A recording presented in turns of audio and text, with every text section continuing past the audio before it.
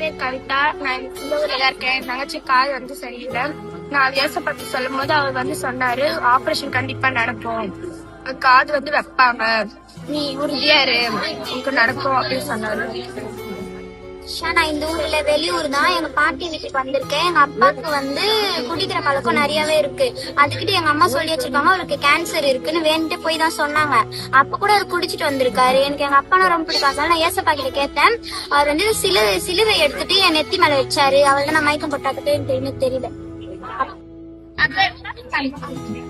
ஏசப்பா நல்லா இருந்தாரு, நல்லா இருந்தாரு.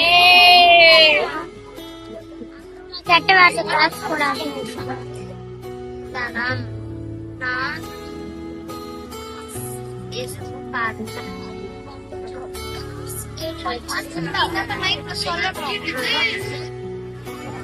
நான் ஏசப்பாவை சிலுவையில பார்த்தேன். அவர் ஆணியால அடிச்சு குடும்பப்படுத்துறாங்க. அதெல்லாம் இடம் மாதிரி இருக்காது. ஒளி மாதிரி எங்க அம்மா பெருசாயிடுச்சு. சிலுவையில ஏசப்பா ஆணியா அடிச்சுட்டாங்க.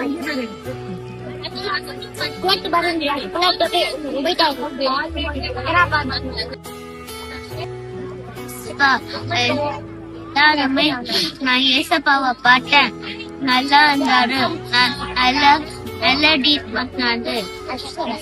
என்ன எப்பத்தான் இருந்தாரு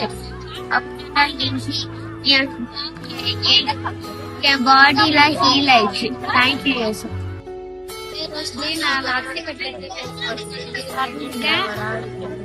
ஏசப்பா என் மேல தலைமையில கை வச்ச மாதிரி இருந்துச்சு.